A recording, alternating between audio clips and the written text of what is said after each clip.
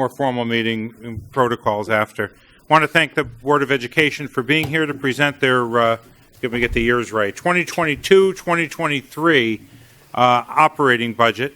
And they're here to address that in the first half hour, and then we'll go into the general Board of Finance meeting and do all of our opening and quorum tests and everything else. So we thank you for being here, and we look forward to hearing you present to us your budget requests. Good evening. As the chair of Pull it up closer because we haven't. Sandy, Not, better? Yeah. Okay. thanks. As the chair of the Southington Board of Education, it is my pleasure to be here tonight, along with Superintendent Steve Medancy, Assistant Superintendent Frank Pepe, Director of Business and Finance Jennifer Mallett, my fellow board member Donna Anastasio, to present to you our 2022-23 operating budget. The work on this budget began back in October, starting with our administrators, and moved along to the board in January as the superintendent's budget. After 2 budget workshops and much discussion, the board unanimously approved an operating budget of $104,618,146. While I know that number may appear large, please know that this budget represents no new staffing or any additional projects for the upcoming school year. I would publicly like to thank Mr. Medancy and his staff for the hard work and effort put into this budget, especially during this extraordinary time of COVID, including the changes they made to add clarity and understanding for those reviewing the budget. I would like to now turn over the presentation to Mr. Medancy. Thank you, Mrs. Clark. It's nice to be back. I remember meeting with you a few months back when we had a preliminary conversation about this year's budget, and I think this board has a very good handle on where the town is and where the Board of Education is based on where we left off last year. So, yes, I thank you for the acknowledgement. I really would like to also thank the administrative team who worked with me on this budget. It takes an absolute team effort to finalize a budget of this size, and everyone was instrumental in contributing in different ways. And I think you will see some subtle changes this year. We haven't made any large changes just yet, although we have ideas for future budgets, but there are some subtle changes within so that we can provide some more detail and information, not only to the operating budget, but we know there are other funding sources, non-lapsing accounts, grant accounts, and whatnot that we maybe haven't provided all that information to you with in the past that we hope to bring to you at the forefront of our conversations this year. So you'll see that all within your budget books. The administrative team that all contributed, as we talk about. And now the operating budget. Starting out with the obvious is the final number that we landed on after deliberation with the Board of Education of a 4% increase. And as Mrs. Clark said, $104,618,146. And looking at increases of surrounding towns that are coming through right now, this is very much in the range of what surrounding towns are coming in at. Many with similar contractual obligations, purchase service benefits, and what have you. I'll leave it there for now, and I'll go back to our piece. Here's a breakdown. These are, simple numbers in terms of what proportion of the budget is tied to regular education and what proportion is tied to special education. As we've talked about, a lot of the special education costs are fixed costs, and they're binding by legal agreements relative to services provided to students. What is different this year is the zero across the board for major projects and equipment, as well as special projects, and normally that's always within our budget. And you'll see how we've accounted for that in this year's requests. Just a visual breakdown pretty much represents what we talked about on the previous slide. Here are the numbers that are the major components of the budget. And like I said, if you read the local newspapers from any town, these are the major drivers of the budget. This is not new information for any of you who have been on the Board of Finance for some time. And we will share this presentation with all of you. I will email it to you so that you have it for reference.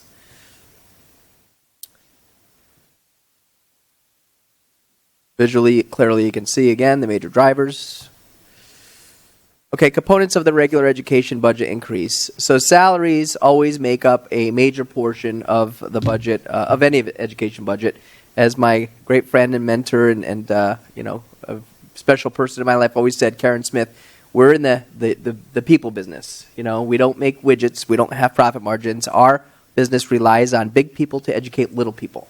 And so that's the major investment on capital that we have as an entity in order to produce our students who that you'll see at the end we talk to as our graduates that meet our vision.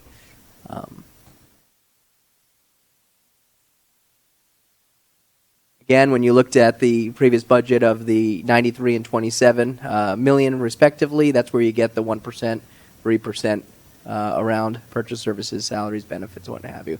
Supplies, materials, and equipment are what we tend to try to pick at, but there's, as you can see, there's really nothing there that would make any substantial impact on a budget that size. It's all relative. So we talked about major projects and equipment. So last year, after the recommendation of the town council's budget, and once that was approved and adopted, and we had to go into a reallocation mode, one of the strategies that we utilized was to use non-lapsing funds for major projects and equipment and special projects. You were all wise enough and generous enough to allow us to carry those funds forward and put them to good use for one-time expenses, and that's what has occurred and what will continue to occur. And looking at what we carried over from last year into this year, I felt that we should probably utilize that strategy at the outset rather than referring to that strategy after a reduction is made, to come in with a number that would more likely reflect what we need in order to have an operating budget that maintains our current levels of service.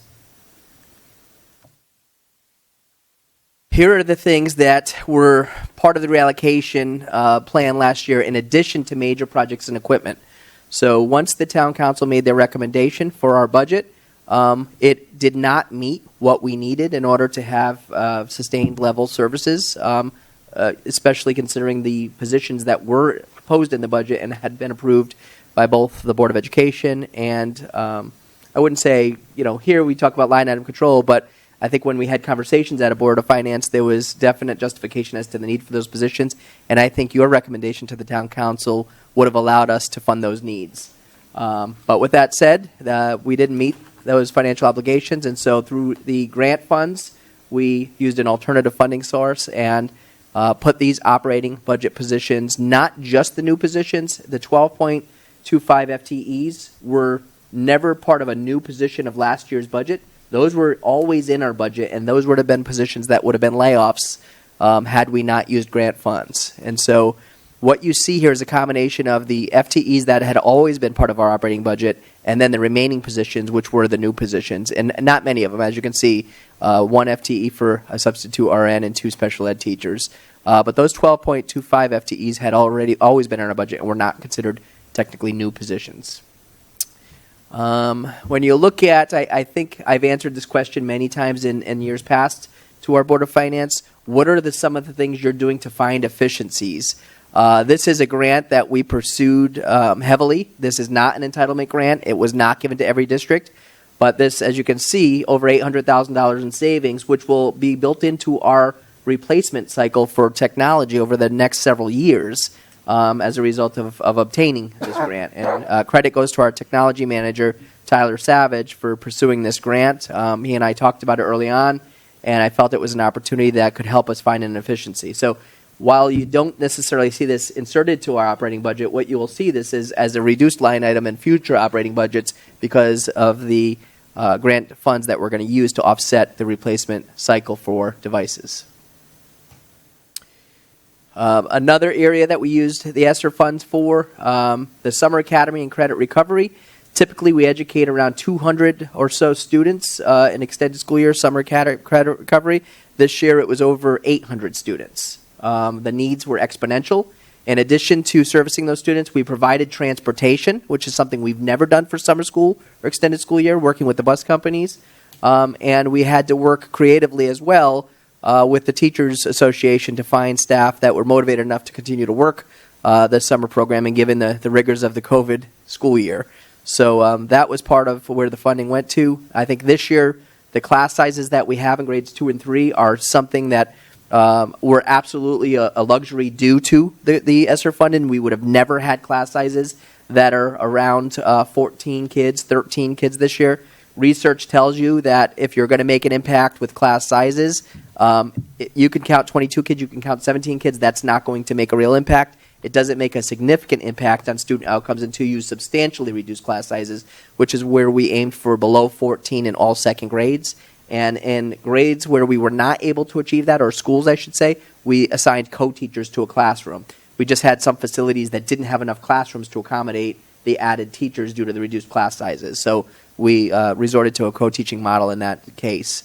The added academic support and interventionists, these are one-year staff members, and what we basically did is we hired expert staff members to provide the added academic support, and we backfilled them with staff that we were able to bring on board at a lower cost because they were lower on the salary schedule. And our expert teachers were working with our neediest students. That has proven to be so far a very successful strategy.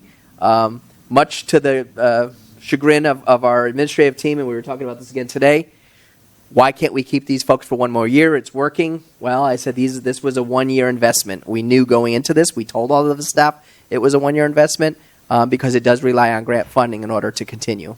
And then last, the increased mental health support. You're reading about this in the paper. You're hearing about this as a legislative priority at the State House right now. It was talked about extensively today.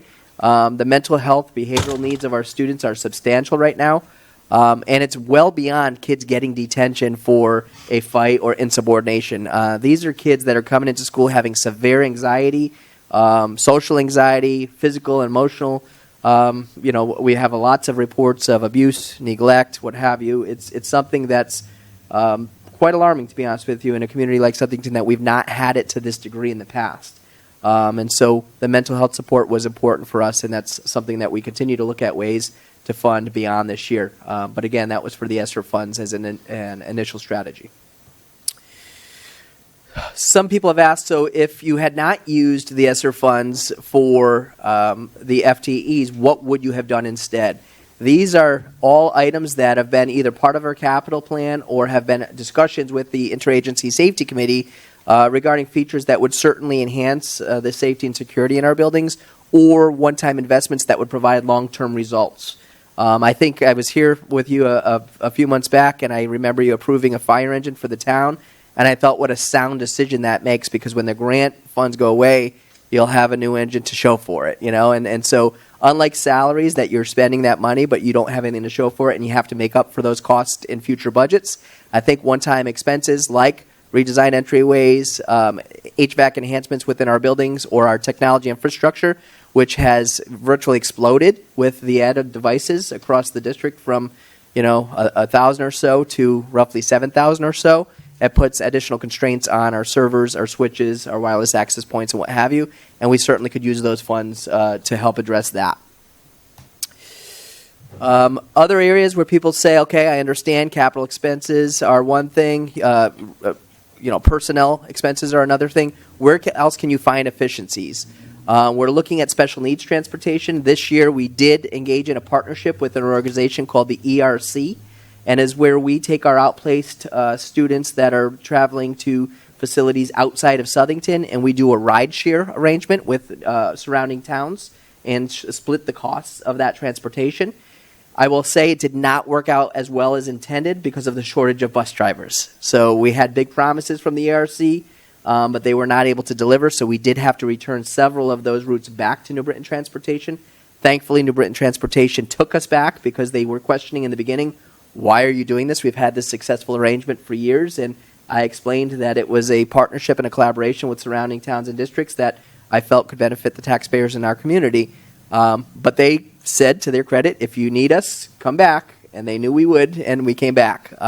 We do still have some routes on with the RC, so that is something that if they can accommodate next year, we'll continue, but it's not a source, I think, that we're going to find substantial savings with long-term recently. The special education audit, I'm going to be meeting with our Board of Education to discuss two proposals, and through my conversations with both of the companies that made proposals, I think it's a wise investment for our Board of Education to do an audit that may cost us anywhere between $40,000 and $50,000. But we're looking at a budget line item per se each year that's $25 million or 25% of our budget. And when is the last time we did an independent outside audit of our services and programs that they expect they will find efficiencies within.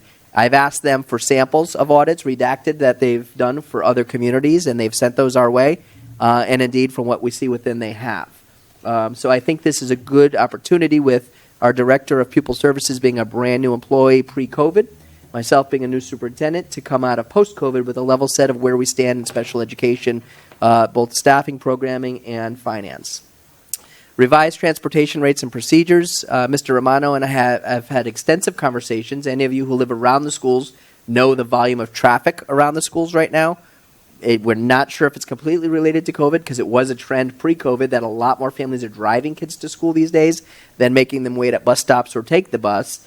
But I wonder what that means for us in terms of efficiencies if we developed a system where people could opt in to transportation, and we would set designated routes, and we would have a change process should they need transportation at a later point in time. We could put buffers in on the buses so that we can make quicker changes, let's say filling them at 80% capacity, and we could add students to routes as they opted in, and then only add buses as needed, versus funding a seat on a bus for every child that lives outside of the walking distance by board policy, which we know leads to exponential costs relative to transportation. And lastly, the elementary facilities project. That's a project I know you've all heard bits and pieces about. We haven't had an in-depth conversation yet.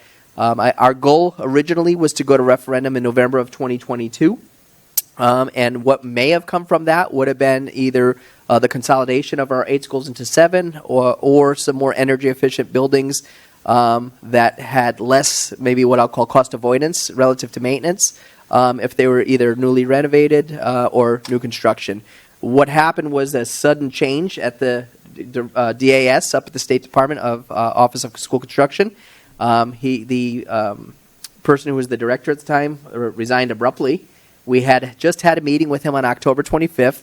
We weren't able to meet with the state again until January 10th, as they were transitioning to the director at the time to whoever was going to take over the office on an interim basis. When we spoke with the state on January 10th, it became apparent to us that we could potentially fast-track the project with the amount of pre-referendum work we had done. However, it would rush the board through making a recommendation. It would rush the town council through making a recommendation and authorizing town manager Chota to go to the bonding council without allowing the community engagement that needs to occur to play out. I mean, it's an emotional conversation for any family when you talk about redistricting, when you talk about consolidation of schools, and we felt by fast-tracking the project it wouldn't be fair to the community. So instead, we looked at the athletic facilities and the roofs, and we'll be talking to you further about that at another date and time. It's not part of this year's budget. But in terms of future savings, we do forecast savings that will come from the elementary project on the operating budget. We know there's a cost to the community when you bond buildings and you build new facilities. It's an investment the community's always demonstrated a will to make, but that's not something I think is going to be as soon as we had originally thought when this was developed for all of you.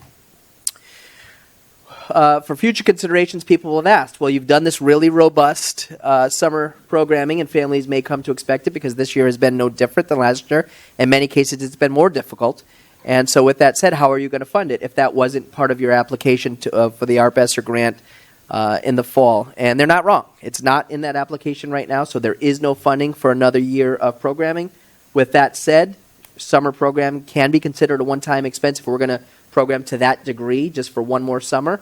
So I think we could either build it into the ARPESR grant if the funds are there, or if not, we may have to consider non-lapsing account funds. But again, that would be a one-time expense, so it's a conversation I think the board could entertain with little risk. You hear of these acronyms, I think, in many budgets during Mr. Connellan's time, and many of you have visited a lot of our special programs. These are related to our special education specifically. And the reason why I share this with you is because another area where I think I've heard the Board of Finance ask questions before is where is there savings or reductions in your budget? Because you only see increases. So when you think about the continuum of services that we've developed over the past several years with your support and the town's support, it has resulted in our students being able to stay in district, go to school with their in-district peers. It's proven cost effective. And I think many of our students, have we not had this programming, we would have been outplacing at an exponential cost. Instead, we have reductions in our out-of-town tuition and our agency-placed tuition because of the special programs that were developed. So these reductions are in our operating budget this year in the line item of out-of-town tuition.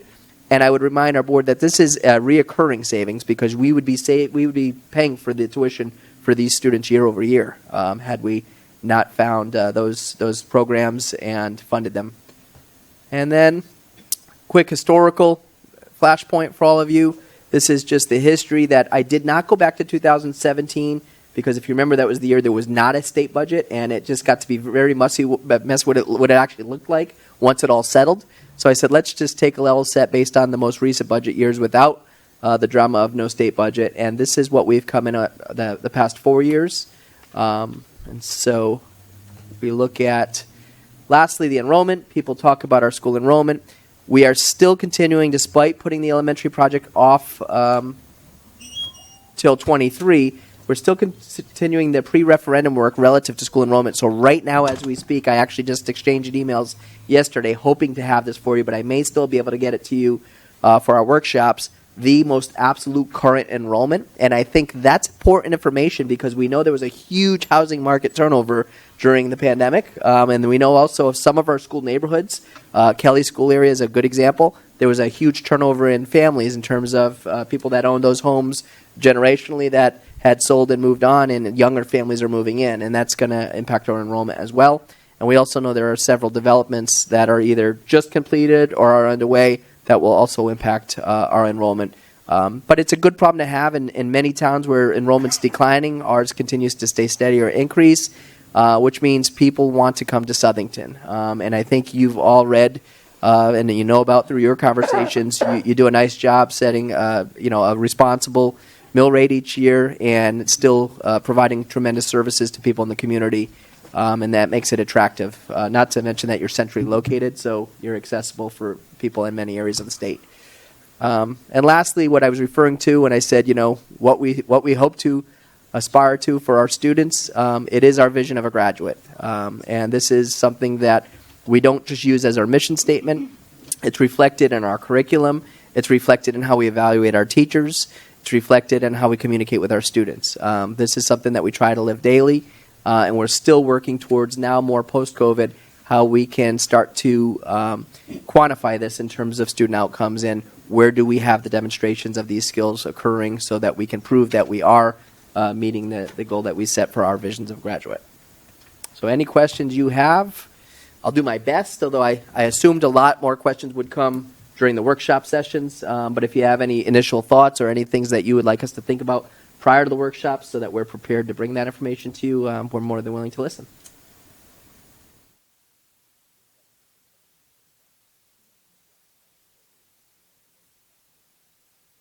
I call it what they adopted because they've told me it's not a cut. They increased us by 350,000. So you're saying if you had to reallocate, Oh, absolutely. there's no doubt. Yep, absolutely. Those 12. Once we took all the major projects and equipment and special projects out, we were still faced with a $650,000 hole. So that ended up the creative, funding with the grants. I just wanted to follow up, or they may have, not reduced it given, that they had the knowledge of the grant. And Correct. Maybe the reduction was in light of the knowledge. Had there not been a grant at all, the reduction may have been Correct, absolutely. much different. Yeah, well, that's a factor. That was a major. Yeah, because the grant funding didn't come until after you guys had made your recommendation. Or you could have not replaced the ones who left at the end of the year. Because you'll get a turnover, 10 to 20 teachers every Yeah, but we budget for attrition of 10 teachers. year. It's That within was the already- budget. That was in the last budget. Yes. Okay. What? Just a quick question. Enrollment. What is it this year? Right now, we're about 62 change. I want to say 6218. Which was last year's number, correct? No, that's what our current number is. Yes, I mean that was last year's number as well. It was around 62. Yeah, right about, yep. So you okay? Thanks. I think we got loads of questions. It was a good presentation, which would lead to a lot of questions, and we'll probably deliver them in the. We're going to use the grid again, Mr. Yeah, Chairman? we'll talk about it, but I Yeah, think okay. we all agree with. The whole idea behind that was we compare our questions with town council and everybody. It works very well for us that way to keep track of all the information. If there's information that we've already shared, people can reference it. And we've already started one because there were questions that were generated during the Board of Education workshops. So we'll just work right off of that if that's okay with you. And Just- those questions and answers are actually. And last high-level question. You won't get a detailed question. You referred to the ARP money. Has all the CARES money been spent? Yes. The one from the previous administration, it's all Yep. gone, right? Yep. Thank you. The bulk of the CARES money went towards To the devices. the Yep. the Chromebooks. Yeah. Well, thank you. I look forward to I have working a with you. question. And Just wanted to say, the question I have always is, my questions always relate to what are we buying? We're looking to spend 104 million on, 6,000 students. What, you put up a vision for, that you're driving towards with every student. Can you talk a little bit about the output? What's our dropout rate? What are we doing to students who may fall behind? How are the high achievers doing? What's going on the output side of our education process? so I'm proud If to. COVID affected it in any way. add that. I think it did. It affected every district to a degree. I mean, I think we have probably more truancy issues and more students at risk of failure in terms of not earning their credits, the amount of credits they need each year to matriculate through.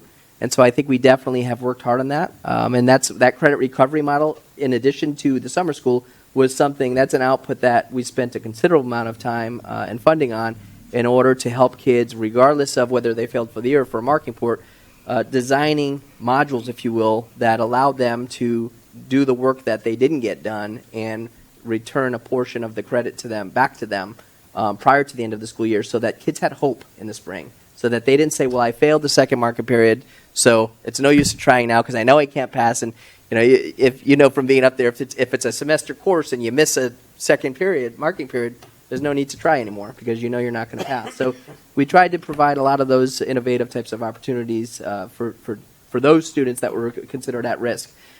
During the administrative reports, and I can bring that next week to you, I've been very deliberate in sharing some of the academic excellence that has been getting recognized across the district.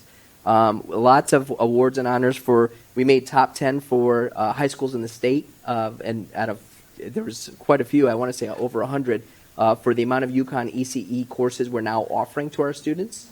We made another great award with the AP for the amount of girls or women they classify in computer science and mathematics advanced placement courses, which is unique to many schools.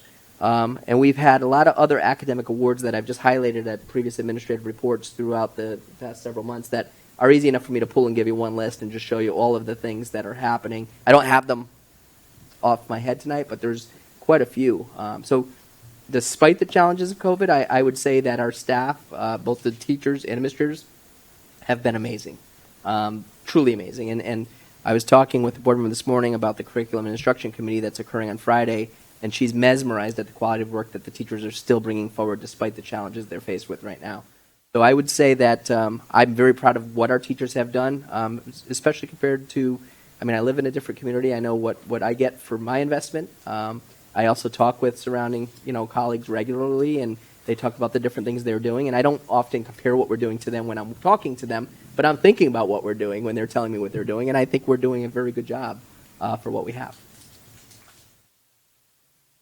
For the students who are somehow falling behind, either they're, like you said, they're truant, they're not showing up, or they're showing up and they're losing hope, what are we doing for them? So, good question. One of the areas that I identified in my superintendent schools this year was the social, behavioral, mental health needs of students. And through a behavioral consult team model, we have what we call the behavioral mental health dashboard. So we're looking at 211 calls, DCF calls. We're looking at And you know that stuff? You're truancy, made chronic aware? Yep, absolutely. They all get sent to my office every day. So we track. So the school district gets made aware if somebody calls 211 or? Yes. Okay. Yep. And so I'm tracking all of those, students in crisis, DCF calls, truancy, chronic absenteeism, students not earning credit by marking period, and then we look at standard student discipline, fights, detentions, suspensions, things like that. But it's definitely increased. And so the behavioral consult team is a team of not only just the administrators, but outside clinicians who are going to come in and consult with those administrators so that we can keep an eye on behavioral metrics, but at the same time do case conferences on really complex cases that may be beyond the school's capacity. There are some cases where there may be clinical needs or mental health needs that they just exceed the resources of the school or the expertise of. And that's where you see things like purchase services. That's what some of that goes towards. Find the school system taking a bigger role in the overall student than just teaching the subjects, getting involved in their lives, getting to school, getting home, and what may happen in between when they're not in school, which is. Yes, it is. It's a shift from even when I started in the assistant superintendent's role from 2015 to now. You can see the needs of the students, and you can't help but think a lot of it is related to the stress of the pandemic and what a lot of young kids have been through and what they've missed out on.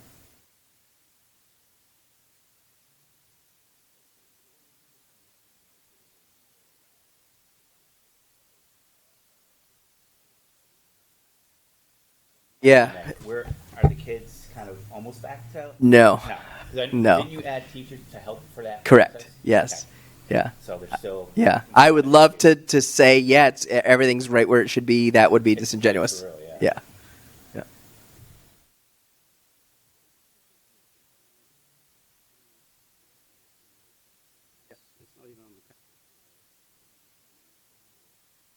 So is there any sense of using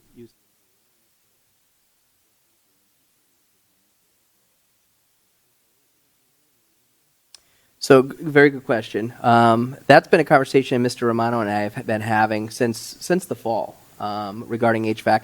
I think HVAC reared its head on every school in a district in the state that maybe had systems that were somewhat antiquated when air quality became one of the primary mitigation factors due to COVID. And so, while our air quality is safe and it's standard for there's 14 different criteria that the state statute requires districts to monitor relative to air quality, and we know that we're meeting all 14 of those criteria. Is it the ASHRAE standard air quality that we would expect or want within facilities? Absolutely not. But I would also argue that most facilities are not unless they're new construction because the ASHRAE standards are updated so frequently. So our middle schools may be up to those standards. Some of our elementary schools might be close to those standards. The 3 schools that are remaining to be renovated are certainly not going to be close to those standards. But one of the conversations Mr. Romano and I have had is going to an RFP because what we also predict happening is our high school and 2 middle schools are air conditioned. None of the elementary schools are. If we end up going to referendum and it passes and 2 or 3 buildings come out of that project with air conditioning, the demand will be, well, what about the other 5? So our plan was already to work with an engineer and get an RFP to talk about the expense and the investment, if you will, long-term on HVAC systems in the remaining 5 schools so that eventually, if that project were done, we can at least say to families, if the referendum passes, yes, this is what will come from those schools. Here's our plan for the remaining 5 schools so that we at least have costs and reliable numbers for the families and the community about what that would take to get all schools up to standard, so to speak. And it would be a tremendous boost for us as well because one of our biggest challenges every June is the elementary schools and the heat in the classrooms, especially where there's a second floor classroom and it's not conditioned, and the electrical services are too old to run air conditioning. Thanks. All-day pre-K, what are you hearing happening in the state? I've not heard about all-day pre-K, but I've heard about universal pre-K. What's So the difference? all-day pre-K would be like kindergarten, but they're in preschool and they're going all day every day. Universal pre-K is they would go with a similar cycle like we do right now. So you go either a Monday, Wednesday, Friday a.m., a Monday, Wednesday, Friday p.m. if you're a 4-year-old. 3-year-olds would go Tuesday, Thursday a.m. or Tuesday, Thursday p.m.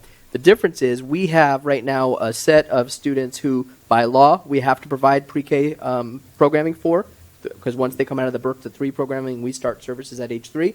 And then what we have remaining for space, we try to provide the community opportunity for typical peers to be matched with those students to provide for a more well-rounded experience. But it's a very limited pool right now. We have 5 classrooms in the entire district. If we were to go to universal pre-K, I think, and that's why I keep talking about 2 schools versus 3 schools, even though we know that it's really, right now, 2 schools makes more sense at the end of this with the elementary project. But if that infrastructure bill has language in it that talks about universal pre-K for all, then we may have to think about what that means for classrooms needed, spaces needed, and what do we have in district that could accommodate that. So that's really like in real time right now. That's all just coming up because, as you know, that infrastructure bill is just passed.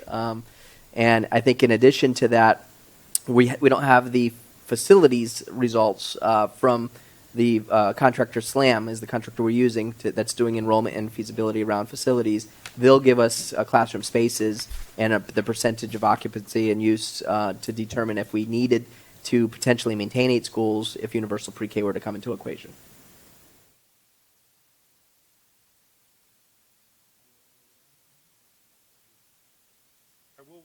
We'll discuss the grid. If we all approve, we'll put everything in the way that you've added it in the back of the book, and then everybody can the answers and the questions. Yeah. And any one of you are welcome to call me at any point between now and the workshops, and if there's information we can gather for you, I'm certainly willing to do that. And if there's any questions we can answer, any one of us will work with you to get that. Okay.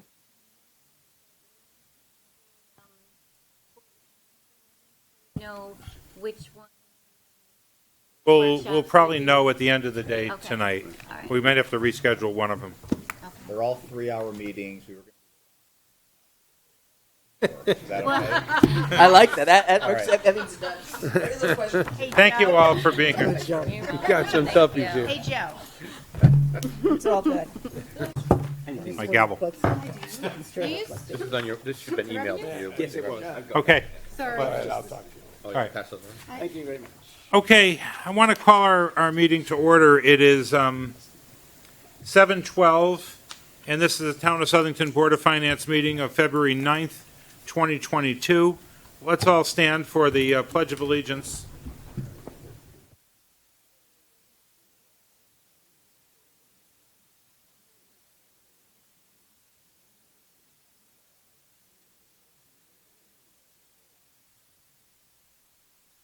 Okay, might as well do the roll call. Mrs. Zoni? Here. Mr. Morrison? Yes. Mr. Bedoy? Here. Mr. Poca? Here. Mr. Lebenik? Here. Chairman Leary? Here. We have a quorum? Thank you. Public hearing items, there are none. The old business is looking for a motion to approve the January 12th minutes. So moved. Second. We have a motion, second by Mr. Morrison. All those in favor? Aye. Any corrections? I forgot to ask. Okay, then the minutes of January 12th are approved as issued. Let's get right into the revenue and expenses versus budget. Sure. And if anything's coming up, if any COVID stuff is coming, it may not be in there, but let us know. Okay. We have 7 months into the year, and as far as our revenues go, our prior year taxes are about 60,000 over budget. Taxes is 80,000 over budget.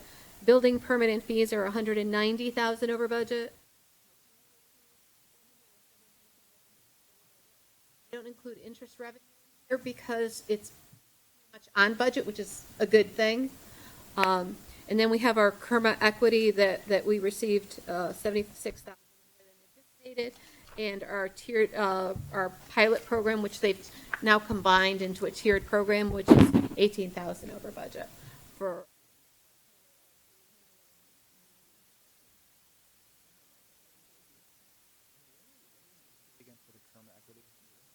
Like we're 76. I'm trying to remember what percentage. Like how high. It varies from year to year depending Okay. on their how Kerma does. Basically, we have to agree to participate with them. the Oh, sorry. following No. year. I get that. I'm more saying that. So we're $75,000 above, but I forget what's our budgeted amount there. Do you? 50. Oh, 50,000. I'm sorry. Right, Okay, and you right. probably said that, and I missed that. But No, thank you. that's Okay. Okay. Thank you. Thank you. Any questions? Just a real quick question. Sure. Even if it stayed like this and nothing else happened, it's $900,000. But Tony, I'm sorry, oh, I sorry, can't yeah, hear but you. even if it stayed like that Mm-hmm. and nothing, else happened, is there any? And you have $900,000. Is there anything that inflation would do to drag that number down? Well, Oh, do you know at this point? I mean, inflation's affecting Well, expenditures sure. and it's, Because the Go money's ahead. used for budget reallocation. So when we purchase things with budget reallocation, those prices do go up. So when you use your revenue and your excess expense, or money that wasn't put in your expense side of your budget, you have to buy things. Capital items go up, then the value of those dollars aren't worth. the inflation, I think, might be down slightly, the real. Although I've been told that lack of inventory will make that continue to be a very hot, It's still- hot It's commodity. still going to be hot. It's going to be Yeah, hot going into the yeah. spring, like housing market's always hot in the spring, and it's not slowed down. Exactly. That's basically what I was told. The other thing being the building materials, right? If there's a lot of building, everything gets slowed down because now not only can't you find building materials, but when you can, it's like triple the price so that you're willing. We have to see how that all kind of, Okay. Amelia, what's the big driver for the town clerk fees to be almost $500,000 over, which is a positive? activity, just sales. It's called conveyance tax. Yes, So conveyance when taxes. someone buys a property or sells a property, conveyance taxes are paid by the seller and it's purchase price. There are some recording fees depending on the size of the document. The real numbers are the conveyance taxes. Yeah. So when you have sometimes we get large strip malls on Queen Street selling LLC to another. Those are conveyance taxes. A lot of it is every house you see gets transferred, but a number of 500,000.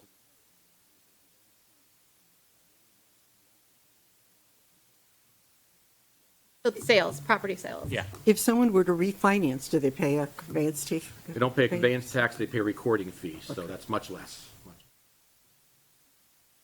In the building of the upcoming budget, did you increase revenue looking at this, or is revenue pretty flat to the current budget? I've been looking at the numbers and I've gotten the information from even though I think it's going to drop a little bit, we're trying to maintain. For revenue? For revenue. Holding revenue Right. where right. it is in the current budget? You're right. Correct. So this will all be an upside if this behavior Right. happens again? Yes, if it continues to go up, but the chances are,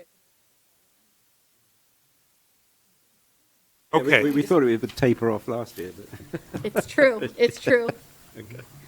My crystal ball is broken, sorry, guys. Expense side, We currently don't have any issues.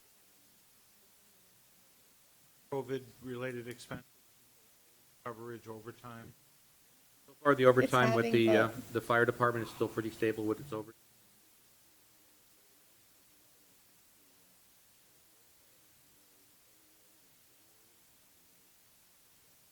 Like every storm we have. Or a holiday. Yeah. Oh, yeah, we had one of those too, right? So Yeah. that's double time, yeah. It's double time and a half, I'm sorry. Double time and a half.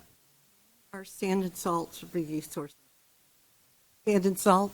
Annette has no issues with that. We have plenty of, not an issue as was. Yeah. You haven't had many events. Well, we've had pain in the neck events. Yeah, little ones, right, yeah, you still yeah. gotta. We had Icing. the one big storm is the one that's obviously we all know. Right. You may.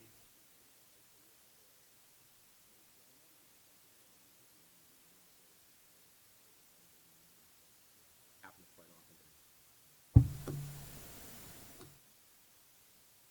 Okay. Anything on capital projects? I'm working on that for the budget, and I'll have. Subcommittees, sewer, Mr. Morrison.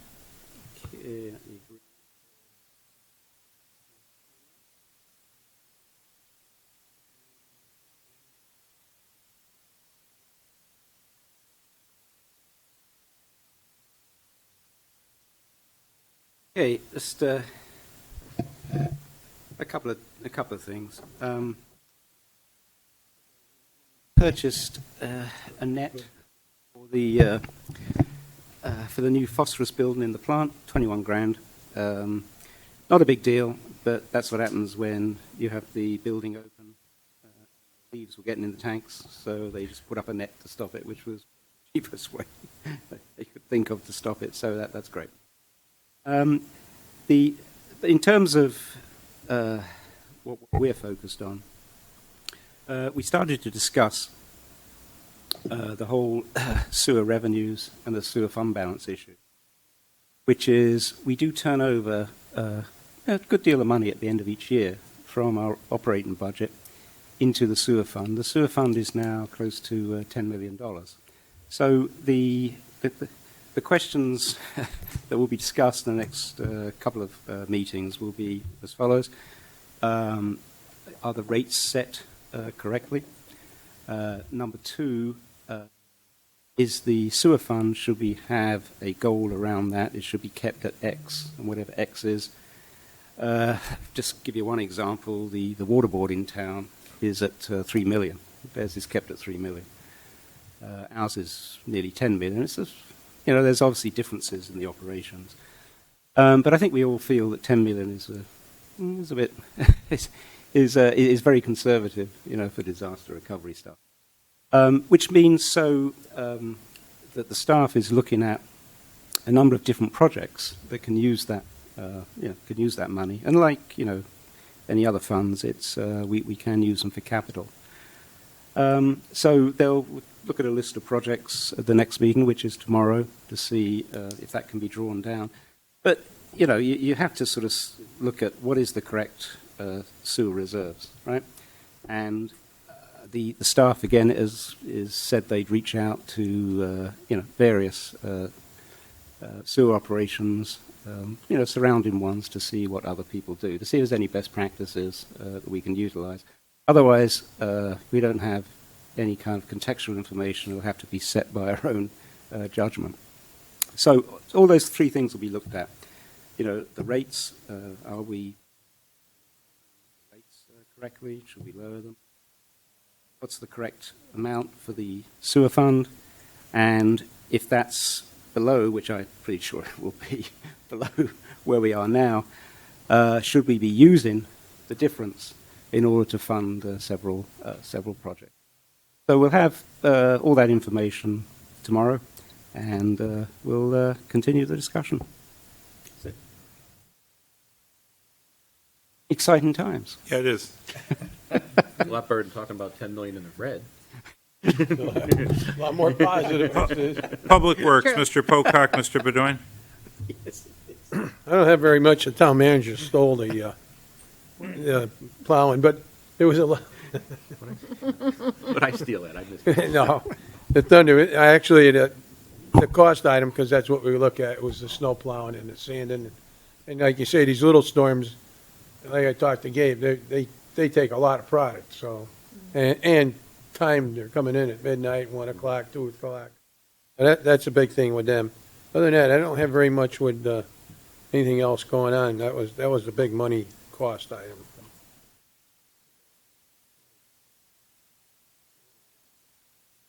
There's a lot of little things going on, but with the bridges, and we've covered them many times in the past.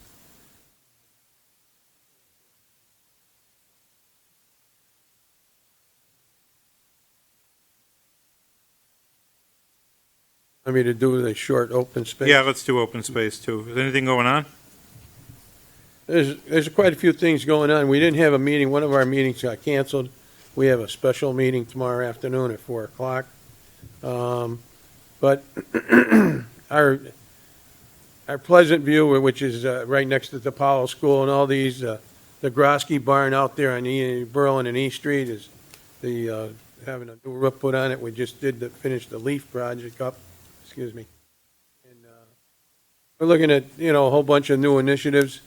We're also looking at the town green. We want to start. We have about 4 committees for the for the maintenance of it. And the right people are on there. We have like Mr. Hanson's on there. That'll be being discussed in our next meetings. Else with that? We're looking at several pieces of property, but it's all.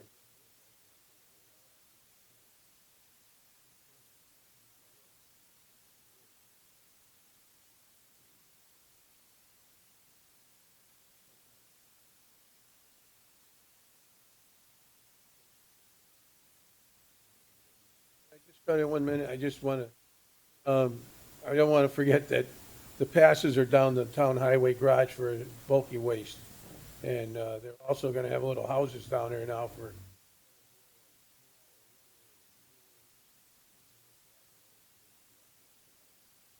People love the transfer station. Yes, they do. But I always keep saying the town clerk's office. Money busy. It's down the highway garage. You got to get the.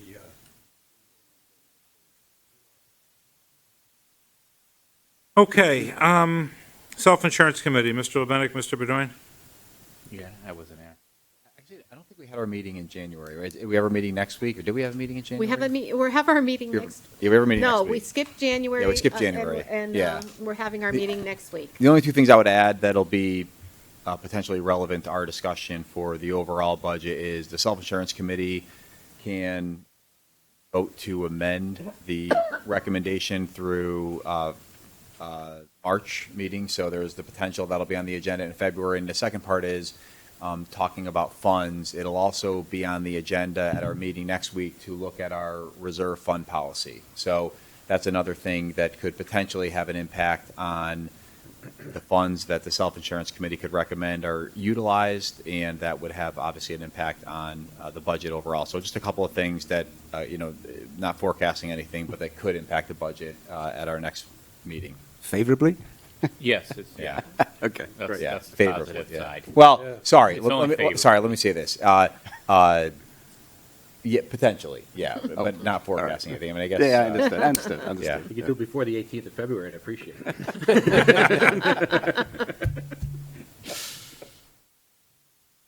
Okay. Economic strike, anything, Mr. Morrison? No, we haven't had a meeting since our last one. Just an executive session, a proposal that's before the planning and zoning right now. Okay. We'll see what they do with it. There's one more on here, the committee of the chairs wasn't on. They did reinstate that. I'll just give you high level of what was discussed, just so you know, and try and keep, the whole idea behind committee of the chairs is just to let every board know what other boards are doing. And, the downside is when you go, only the chairs go. It's a public meeting, but it's only one person of a board representing. So just to give you an idea what was talked about. So I just mentioned the budget coming up for Board of Finance, and they talked a little bit about the test kits, giving them out, using the new web-based program versus drive up. But I think, I go to the stores now, and looks like it's under control. Budgets, as test kits are more available now.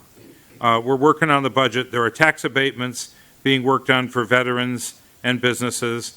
Board of Ed wants to go to referendum, but you heard tonight they put it off, so that won't happen. There is some discussion, consideration given to opening the charter.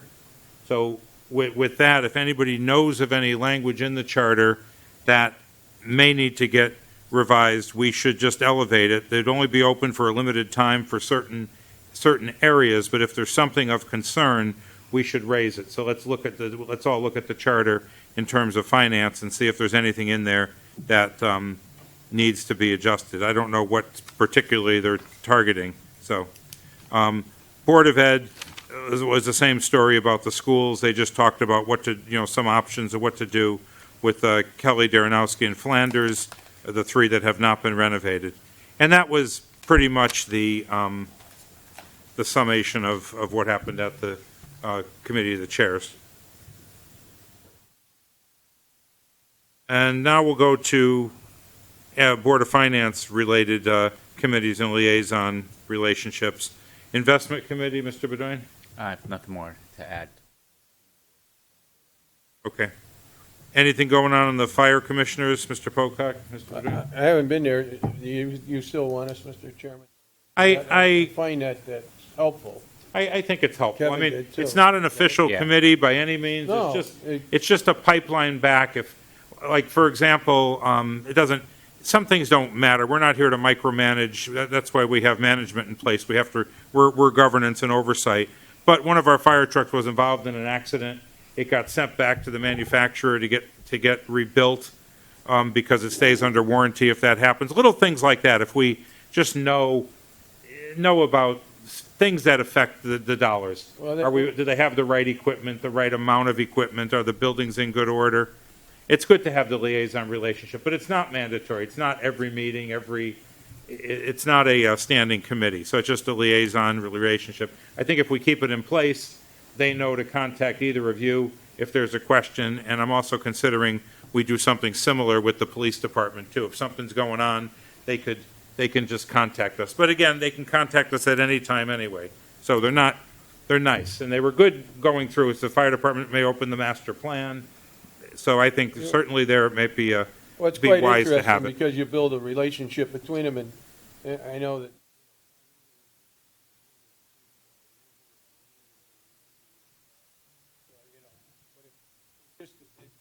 Dialogue is there, and I know Kevin. Yeah. Right. It's definitely. Very, very good, and why, like. Speaking of the Safer Grant, we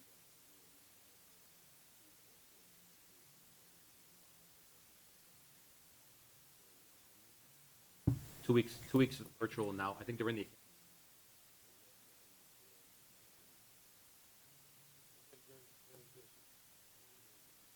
Everybody's been busy. Office and then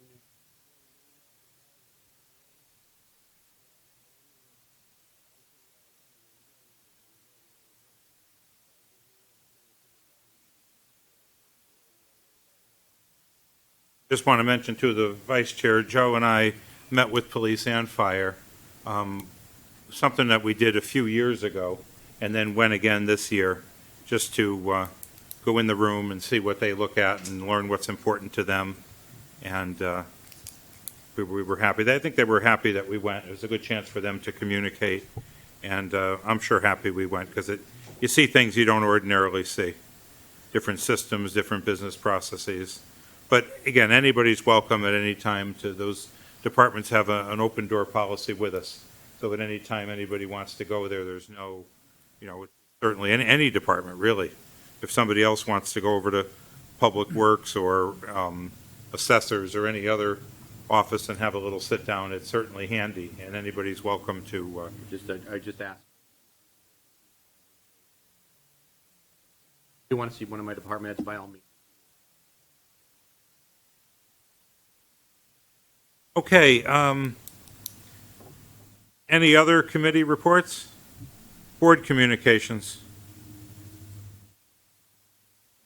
I mentioned this before.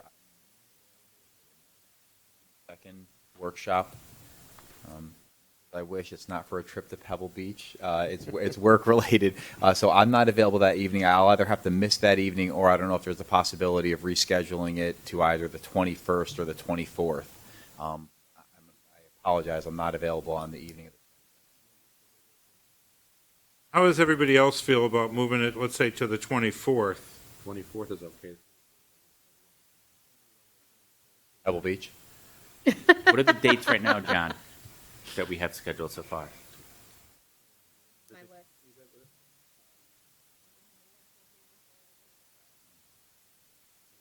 Thing next week, the two. If you, The 8th and 9th. Wait, that's What, the that- 22 and 24. 8th and Sorry, and if I didn't make Third. clear, to the time it's Ninth. March, not February. March is the same one. Okay, I want to make sure. Okay. All right, okay. But let me. I'm good. Those are all- February. Could you lay out, you have the 4 dates? I'll bring them up right now. 23. Okay, February 22nd. February 22nd. Yeah, You have town department heads. February 23rd, you have town department heads.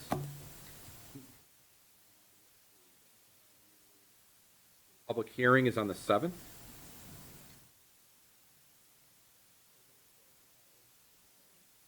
Have your workshops.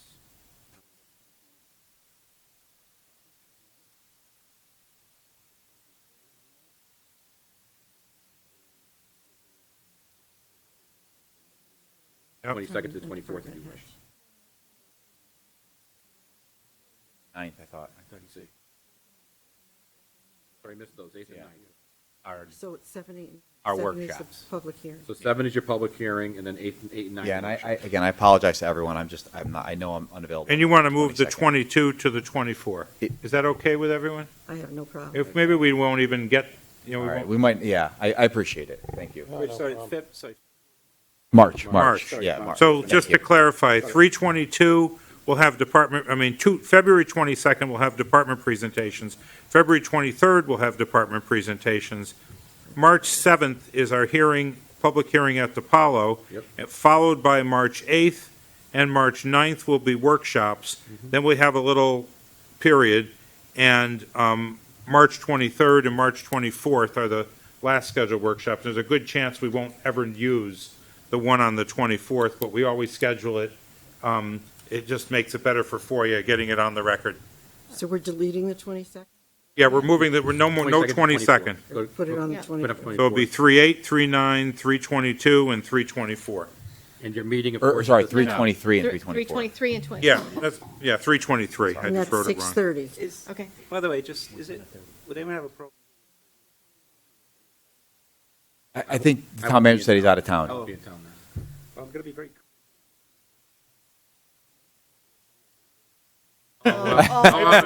Maybe we won't have it. Yeah, it's the We'll move it last to the one. 25th, Sometimes we don't though. have it. Early Sometimes- morning. And then it's an off day, but Wednesday the 30th is your actual meeting. March 30th. And that's the Board of Ed. Well, you could Well, choose, you have to, you could choose which one you want. You Yeah. can The town, choose. it's up to you. So whatever, I would rather you be cranky for the Board of Ed, but that's just the We personal can thing. do, we can do that now. I mean, if you want to, we could tackle the Board of Ed on the 9th, usually the second day, so we have one day to talk about the overall budget, the structure with the town manager, and what does everybody feel about the 9th, the day after? Yeah, I think one Wait a day. minute. Board of Ed, then we have all the cards on the table. Right, Yes. yeah, I think so. Yeah, that's a Sounds good good. idea. Okay. Good idea. I don't think we need 2 days for the town side. Oh, so one day for the town, the other day will be, town/Board of My Ed, reputation's there. You're spoiling us, Mark.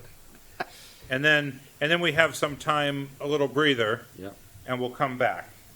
And that process always becomes, interesting to leave that, of how we get there, because everybody knows in a workshop, we can't really vote, but we could do kind of straw polling to see where people are, what they could tolerate, or where we think they'll be.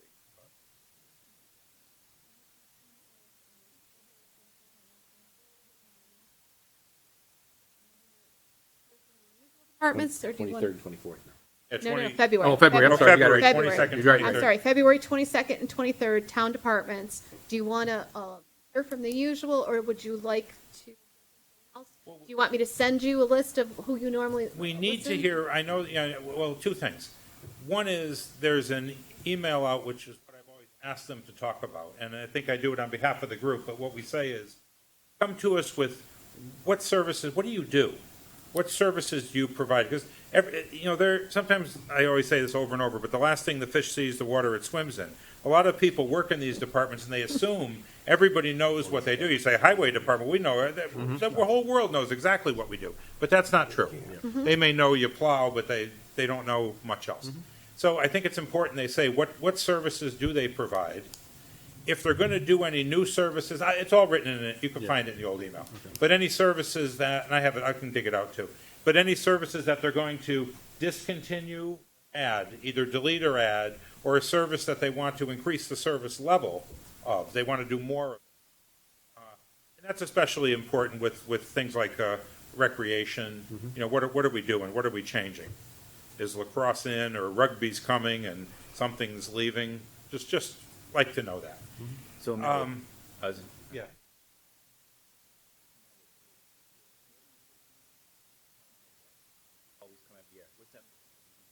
town budget, dollar-wise, because that's the important part. Police, fire, police, highway, I I mean, library. we don't Yeah. need little ones, that they're Yeah. immaterial. We want to keep the same impact. Sometimes you like, even though it's a small budget, you like. No, he's good, because he brings Yeah, in so, revenue. so that's when we always important. put in there, even though it's a small budget, we put. Yeah. and that's I, good. I would like to that. rotate one in, like a department that's kind of, does a lot, but doesn't get a lot of attention. Community service. Yeah, it's a good Something, one. yeah, it's good to bring something else, something else in. Yeah, it's a big, Or unless you want. You could decide. Yeah, Just we'll one, decide. one that we usually don't hear from, just so we have a chance. They could meet us, we could chat with them a little bit. 4 a night, that's 8 departments. And that's the big thing. It's Yes. what do you do? So it's What are good you for the changing? department. And if they did Community anything service. innovative, Yep. Brag a Amelia, little. is the other thing that's in the email. If you've done anything innovative, something that you're proud of, your team has done, or you have done under your leadership, what is it? Tell us a little bit about it. And I think the community likes to hear that too, that it's not just a repeat of last year. Okay. It's here's what I did different, more innovative, more creative. Or we have a new toy, if we get a certain piece of equipment that's helping us. Nice, the new fire trucks, how they work and that kind of stuff. If I could have a request on for the library, I'd like to understand. Obviously, you focus on the budget. I'd like to understand the transition to the new library.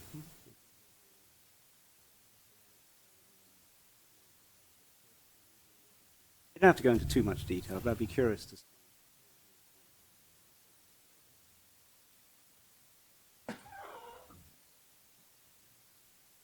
Okay.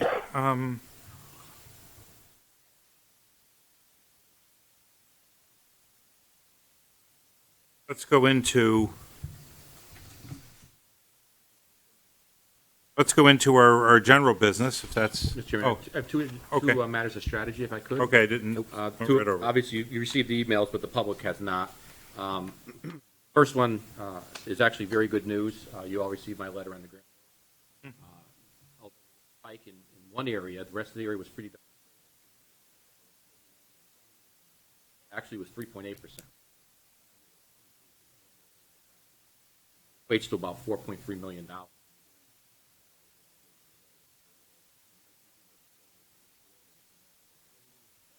That being said, it was like all towns in our area.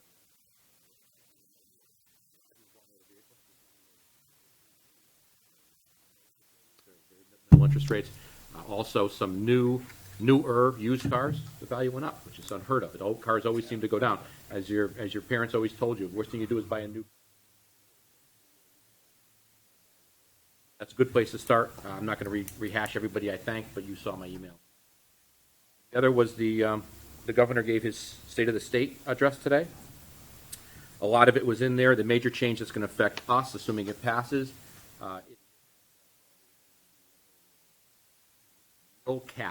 mill rate cap. I think the governor would have proposed it.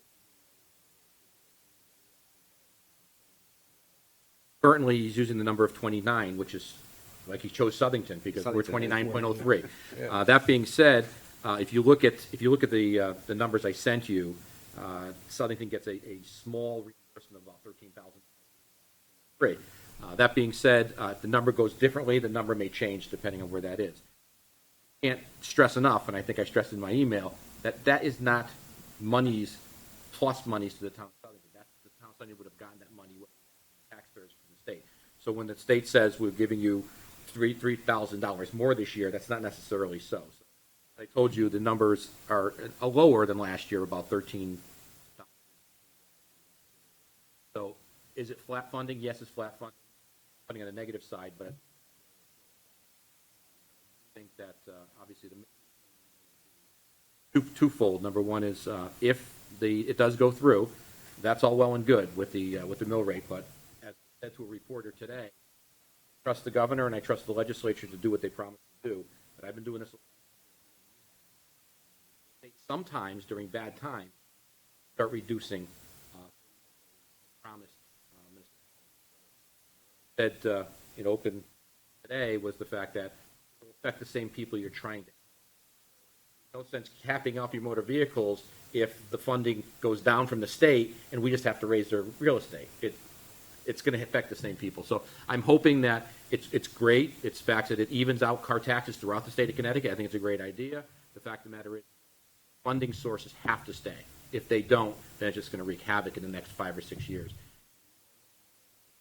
Pilot programs with the drops off very fast. So hoping that doesn't happen.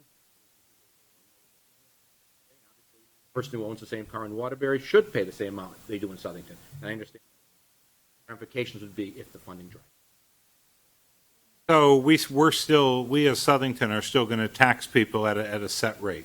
Well, let's assume it passes the way it is. Right. Our mill rate, assuming there's no mill rate change, and that's a huge assumption, of course, stays. So what happens is we would tax them at a where that shortfall is, we would then receive revenue. What shortfall would that be? The shortfall between a fixed number and what our mill rate is? Between your mill rate and 29. So if Okay. you're, for instance, Southington, it's a bad example because we're so close, but for instance, Cheshire, I think, is 33. Yep. So they send out their tax bills at 29. Yep. They get paid for 29. The four mills get reimbursed to them by the state of Connecticut.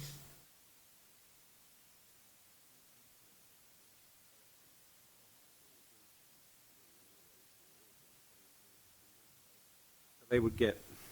Well, I think this year, yes, They pay less on their cars, and the municipality will be made up Yeah, by the right. state. It's And the state won't get that from vehicle revenue. The state will have to get it from another revenue Another source. revenue source. Well, right now, they're, the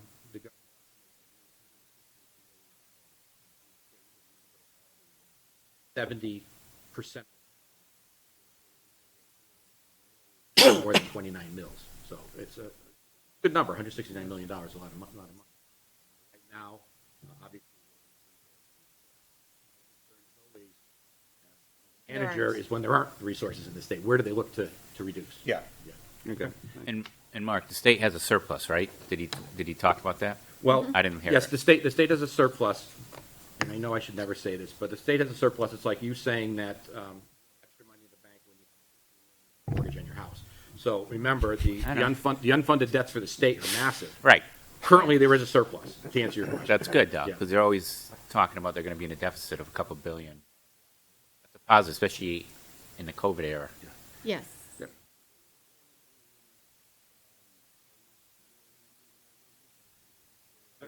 They've been doing a good job. Yeah, They've been they actually paid off paying $2 them down. billion last Yeah, year. they've been paying them down, and I think it's a 30-year plan to catch up with the two biggies are teachers and state employees. Those are biggies. Got a 30-year plan for that. So some state employees want to make sure it's an always. I believe it's 30 That's years. Tier 1 state employees, the ones that got the great benefits many years ago. But at least there's a plan. They're still alive. 4 or 5 years ago, there was no plan. Yeah, It was a understood. situation. I mean, they're going to continue that this year or something, or what? Well, they have a mechanism now that if the surplus is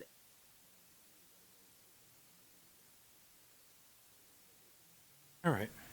Well, thank you for that. Thank you. And now I'd like to go to the consent agenda. I'd like to take every item together and see if we can't move through that. Remember, everybody listening, the consent agenda is money that came into the town. We already have it, and all we're doing is appropriating it or giving it to the particular line item so it could be spent. It's just an administrative maneuver. Sharon, I'll make a motion to approve. Second. Yeah, yes, I'll read them, but a motion, a second. Hold on a second while I read them. 12,192 Drug Task Force Local Prevention Grant, 1,771 STEPS donations, 10,600 the Barnes Connecticut Humanities Support Grant, 98,943 Education Operations, 25,796 the Police Department regular wages, and $1,000 the library for the Cable Advisory Grant. We have a motion and a second. Any discussion? All those in favor signify by saying aye. Aye. Opposed? Abstain? Motion, consent agenda, all items A through E carry 6-0 in favor. We have 3 manager memos, First one is $1,770 to the library for library automation. It's a transfer. Make a motion to approve. Second. Motion is second. Any discussion? All those in favor? Aye. Opposed? I abstain, though, even though it doesn't affect me, but. Okay. Calendar house. No, we're on the library yet. Oh, the library. Oh, the library, oh, I don't have any problem there. Okay. Okay. Next one, appropriation of $300 to calendar house overtime. Make a motion to approve. Seconded. Motion and a second. Discussion? All those in favor? Aye. One Abstain. abstention. That carries. The third is in two parts. It's the fire department regular wages, the SAFER grant, $110,898, and then $22,112 for the fire department overtime. Make a motion to approve. Second. Motion and second. Any discussion? Mr. Chairman, Yeah. I'd like to at least, for the record, could I have the director just explain why we're doing this? Okay. Yes, basically, during the last budget session, we didn't have the grant award for the SAFER grant. So we had budgeted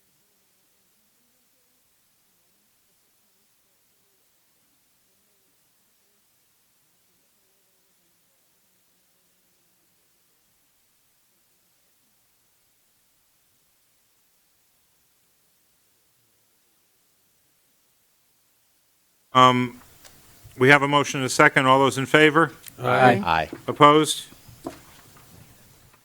Okay. Motion carries 6-0.